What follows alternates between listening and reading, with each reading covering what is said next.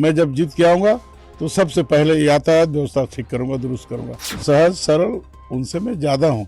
वो दिखाते हैं, मैं दिखाता नहीं। बोले इस समय थोड़ा नॉर्मल हो यार, हमको जीतने दो। अच्छा, खुद से आपने बोला कि मुझे मौका दे दो आपने। हमको मौका दो भाई। भाई साहब कितने बार रहोगे?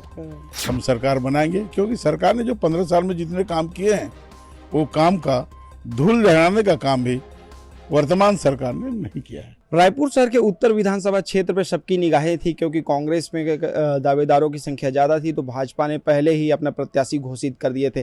कांग्रेस ने फिर से कुलदीप जुनेजा को यहां से प्रत्याशी बनाया है। इसके बाद से यहां पे पिक्चर साफ हो गया है कि कांग्रेस से कुलदीप जुनेजा तो भाजपा से पुरेंद्र मिश्रा आमने सामने होंगे। इस पर बात करने के लिए हमारे साथ पुरेंद्र मिश्रा हैं। आइए उनसे बात करते हैं कि पहली बार वो विधानसभा चुनाव लड़ रहे हैं, उसके बाद किस तरह का उनकी रणनीति रहेगी, कैसे वहाँ वो सीटिंग एमएलए को पछाड़ पाएंगे। पुरेंद्र मिश्रा जी, आपको पार्टी ने फिर से भरोसा जताया है आप पे, तो किस तरह से आप टक्कर देंगे कुलदीप जुनेजा को? देखिए, कांग्रेस और बीजेपी मुख्य रूप से चुनाव लड़ रहे हैं। मुझे पार्टी ने उत्तर विधानसभा का प्रत्याशी बनाया है। मैं पार्टी के मेरे बड़े नेताओं को धन्यवाद करता हूं। उनके विश्वास पे मैं खरा उतरूंगा।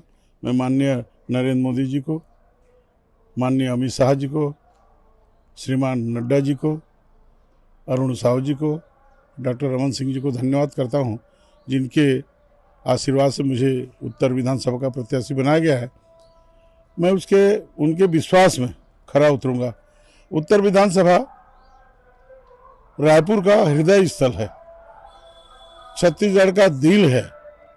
व्यापारी वर्ग का समूह रहता है, अधिकारीगण का समूह रहता है, शिक्षित लोगों का समूह रहता है, झुग्गी बस्ती में लोग रहते हैं और कम्पैक्ट एरिया है। यहाँ पर मैं जब जीत के आऊँगा तो सबसे पहले यातायात व्यवस्था ठीक करूँगा, दुरुस्त करूँगा। मैं जब जीत के आऊँगा, प्रधानमंत्री आवास जो सरकार ने पेंडिंग किया है, सरकार ने उसको नहीं किया, ऐसे 16,000 आवास जो छत्तीसगढ़ में पेंडिंग है, मेरे उत्तर विधानसभा में जो शेयर रहेगा उसको मैं काम करूँगा।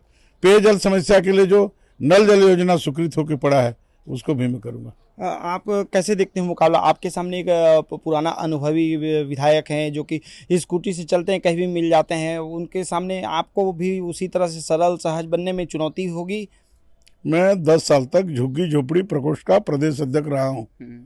उड़िया बस्तियों का मैं नेता हूँ। सहज सरल उनसे मैं ज़्यादा हूँ। वो दिखाते हैं, मैं दिखाता नहीं। कल एक बड़ा दिलचस्प फोटो आया था, कल आप आमने सामने एक भंडारे में मिल गए, किस तरह की बातें हुई और किस तरह का ऐसा लगता है कि प्रतिद्वंदी सामने आ जाए तो एक मिलनसार, एक शिष्टाचार के नाते क्या रहता है? देखिए, हमारे बहुत अच्छे मित्र हैं। हम उनको बधाई दिए कि भैया आपको टिकट मिला है, 3 बार हो गया प्रतिनिधित्व कर रहे हैं। बोले इस समय थोड़ा नॉर्मल हो यार, हमको जीतने दो। अच्छा, खुद से आपने बोला कि मुझे मौका दे दो आपने। हमको मौका दो भाई। भाई साहब कितने बार रहोगे? तो देखो, मजाक, वो भी मजाकिया है। मैं भी मजाक करते रहता हूँ, तो मजाक में बात चलती रहती। लेकिन क्या है, सब अपने, ये 15 दिन का लड़ाई है। कबड्डी के मैदान में जब हम जाते हैं तो भाई भी रहेगा तो उसको पकड़ेंगे और पटकेंगे। पिताजी भी रहता है कई बार कबड्डी के खेल में मैदान में, पिताजी और बेटा भी खेलते हैं, क्रिकेट के मैदान में खेलते हैं। तो जो खेल का समय निर्धारित रहता उसमें प्रतिद्वंदिता रहती, दुश्मनी नहीं है। हम लोगों में दोनों में प्रतिद्वंदिता है। हमारी भारतीय जनता पार्टी की सरकार आएगी, हम सरकार बनाएंगे, क्योंकि सरकार ने जो 15 साल में जितने काम किए हैं वो काम का धूल झड़ाने का काम भी वर्तमान सरकार ने नहीं किया है। पार्टी ने आपको बहुत पहले ही प्रत्याशी घोषित करते हैं और कांग्रेस में जद्दोजहद और सामंजस्य बनाने में थोड़ा सा कहीं दिक्कत आ रहा था और नाम आने में देर हो रहा था। तो किस टाइप का चल रहा था आपको कि आपके सामने कौन होना चाहिए था प्रत्याशी, ऐसा लग रहा था? मेरे सामने कोई रहे, मेरे पास कमल फूल का छाप है। मैं भारतीय जनता पार्टी का प्रत्याशी हूँ, उनके पास हाथ छाप है। वो कांग्रेस पर कोई भी रहे, उसमें बड़ा से बड़ा नेता, छोटा से छोटा नेता, मेरा तो विरोधी कांग्रेस से है, व्यक्तिगत नहीं है। इसलिए उनका जो प्रतिनिधि है, वो लोग लेट टिकट बांटे, उनका है।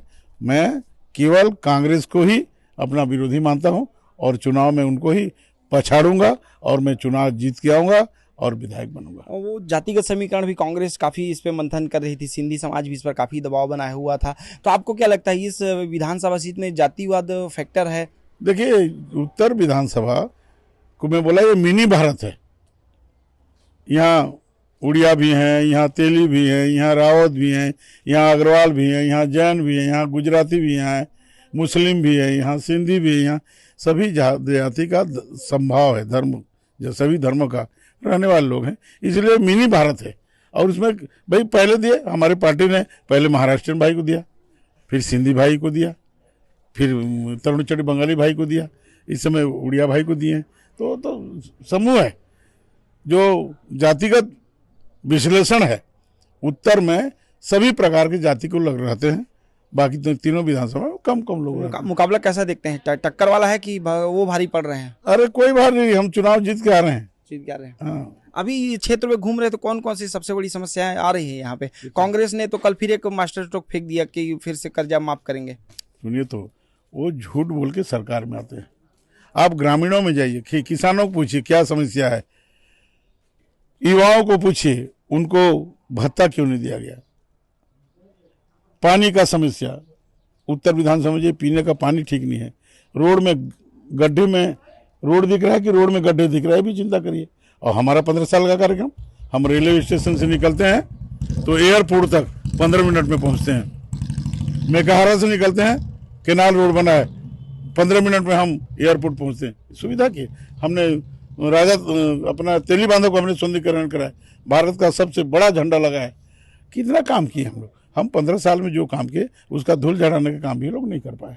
तो अभी क्या कल वो आप बोले कि आप मोटरसाइकिल से घूमते तो मैं रिक्शे से घूमूंगा, तो आपका प्रचार कैसा चलेगा? मजाक की बात है, उनका भी प्रचार नहीं चलेगा। शहर इतना बड़ा हो गया कि उनको स्कूटर इजी लगता है और उनका एक छाप बना ली कि मैं स्कूटर से घूमता हूँ, टाटा बाय बाय करता हूँ। तो हम जनता से प्रार्थना कर रहे हैं इस समय कि इस समय कुलदीप भाई को भी आप टाटा बाय बाय कर दो। पुरंदर भैया आ रहे हैं, आपका सेवा करेगा। अभी कौन सा ज्यादा काम दिख रहा है आपको? क्योंकि आप बताए कि शहर है तो निश्चित तौर पे शहर पे बाकी निगम के हिसाब से भी काम होते हैं, सरकार भी काम करती है। अभी सबसे ज्यादा कौन सा काम दिखता है? काम तो आपको बता रहा हूँ, नाली साफ नहीं, गली साफ नहीं, चबूतरे साफ नहीं, बिजली का मारामारी, हाफ बिल का घोषणा की, हाफ बिल नहीं हो पाया, शराबबंदी का किए थे वो नहीं हो पाया, युवाओं का बोनस की बात की थी, युवाओं को भत्ता देने की बात नहीं हुआ, डेली वेजेस कर्मचारियों को रेगुलर नहीं हुआ। प्रधानमंत्री जी की जो सपना है, जो गरीबों के लिए मकान प्रधानमंत्री आवास नहीं हुआ है, वो सब मैं करूँगा। तो ये थे पुरंदर मिश्रा जिनका कहना है कि 3 बार से आपने विधानसभा संभाला है, इस 5 साल मुझे संभालने दो, ऐसा इन्होंने मजाकिया तौर पे कुलदीप जुनेजा से कहा है। लेकिन सच में क्या होता है, इनका जो कथन था उस पर कितना जनता भरोसा करती है, इसका पता हमें 3 तारीख के बाद ही पता चल पाएगा। अजय सोनी, रायपुर, छत्तीसगढ़ तक।